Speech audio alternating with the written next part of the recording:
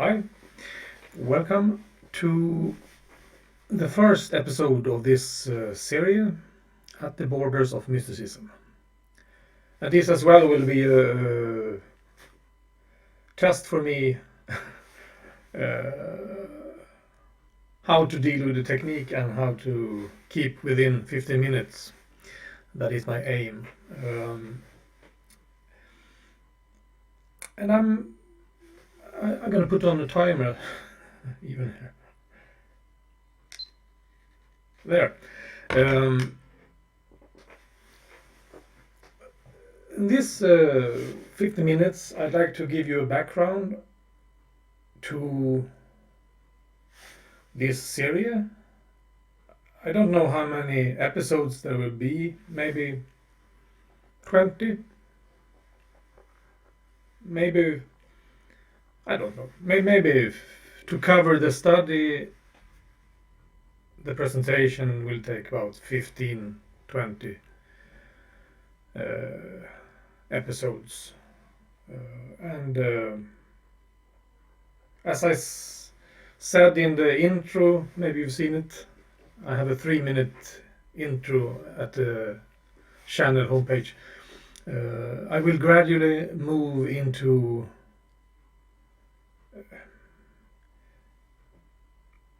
questions that is closer to the title of this series, at the borders of mysticism. Because there were themes within those interviews I conducted with believers or followers of New Age spirituality that made me concerned, made me think, reflect upon, from a psychological point of view,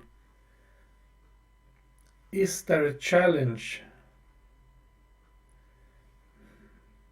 Are those beliefs challenging to have living your ordinary life, so to speak? Yeah. So those, I think, my reflections upon that, what I said about, it's going to be within these first episodes as well. Questions regarding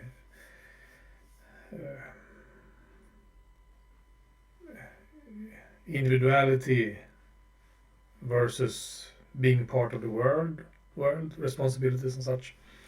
God, I mentioned before, is the God within New Age spirituality a God who you can relate to? Is it the ordinary type of God, the God traditionally type of God, so to speak, or is it different? And from a psychological point of view, what can you think around differences and such? Yeah. I made a study.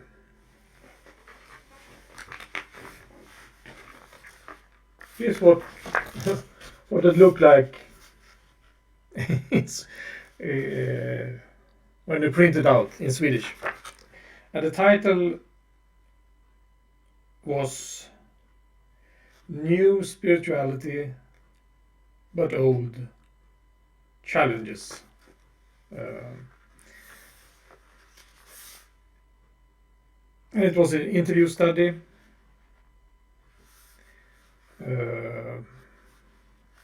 I worked on it for a long time. Not because I had some problems to finish it, but it was finished in 5 or 6 years ago. In Sweden, that was a paper to write in the end to become clinical psychologist.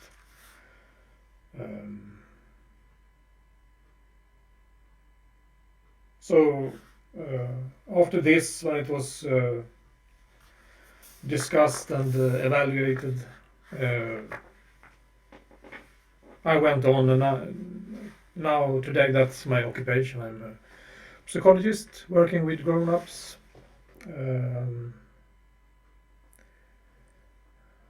In yeah.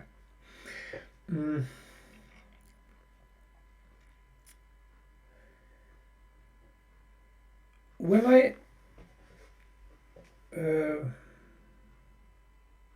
were at the university, I knew that you had to do this work at the end, to do some sort of scientific research.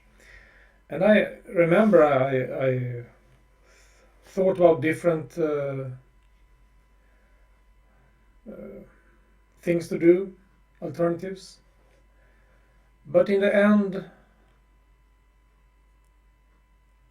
I decided to do something on New Age alternative spirituality, because it was a familiar culture or a system of thoughts to me.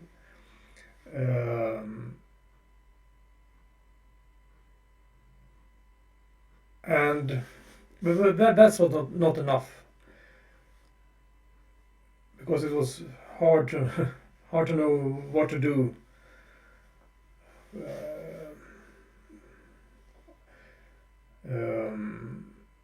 It was not enough. But then I discovered that it was some research ongoing and recent research,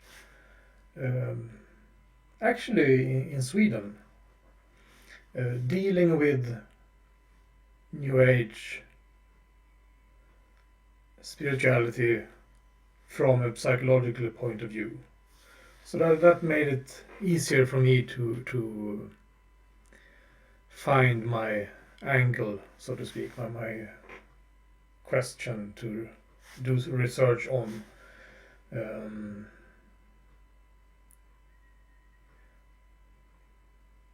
And I must admit that I think now that's 10-15 years ago, I had a little more problematic relation with New Age spirituality, Western esotericism, esotericism.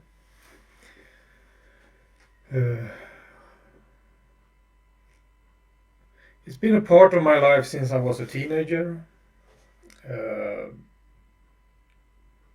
When I look back, I can see that I have had a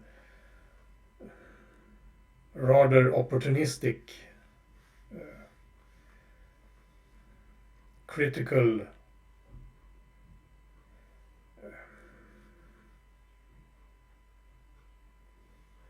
approach, although it's been a part of my life, so I've been struggling with this worldview.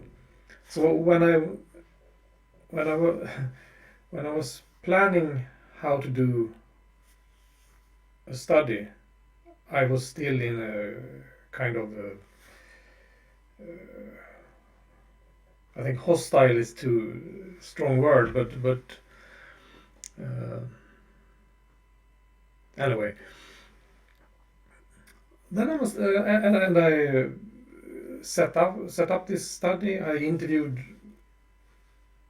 11 individuals with a firm belief, fascination in this kind of spirituality.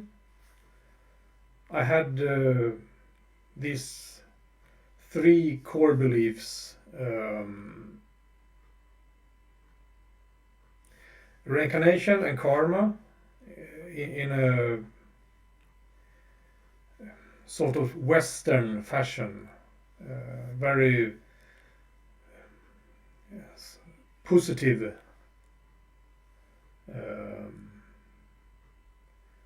fashion, that you're always progressing, you are the center in your life, and all your actions comes back to you and supports your gradual ascendance towards individual fulfillment. That was the third criteria. To be like a God or be like Jesus Christ or something like that. So I did these interviews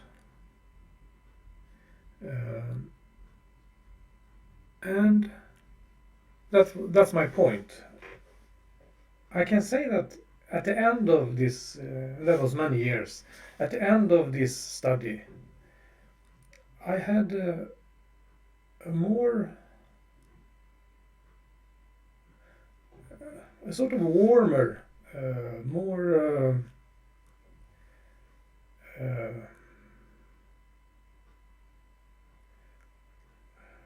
multi-layered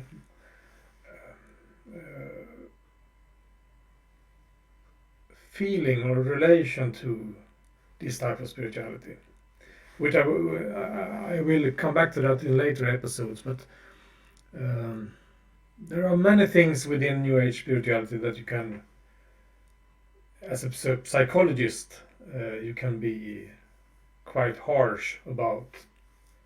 It looks silly or even dangerous,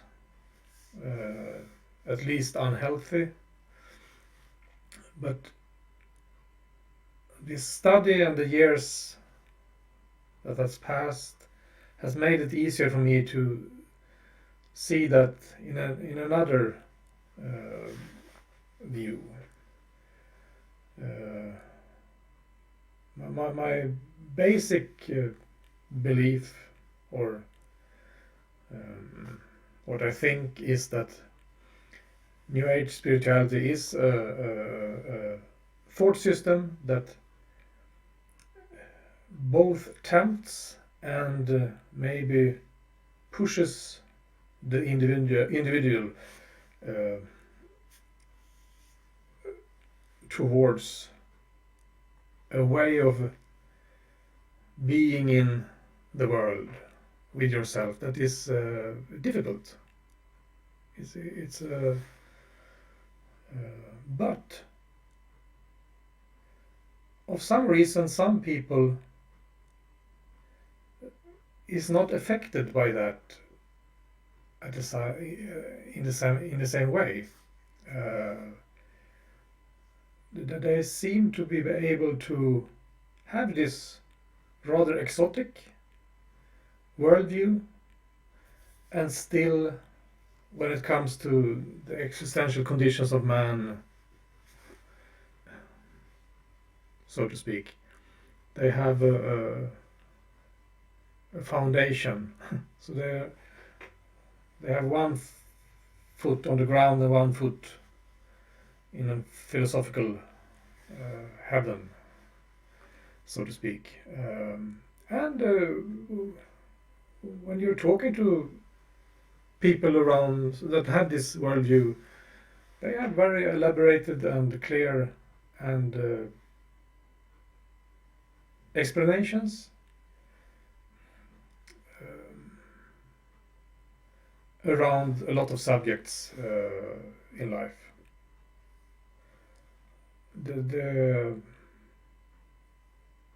This old theological question, what's it called? It's called the theodicy problem. Why is there suffering in the world when, if God is all loving, almighty, and all wise? New Age spirituality has an answer to that.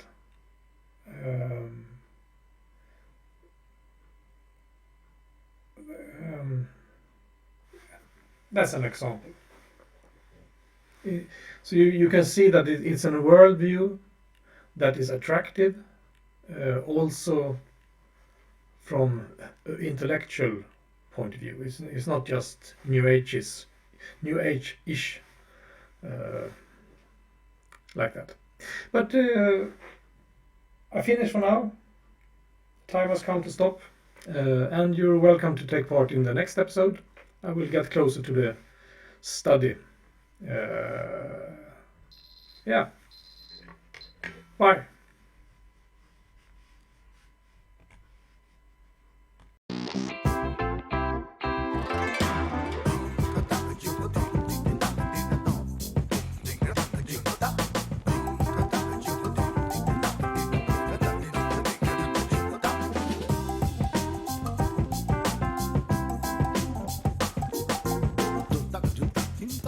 Junta,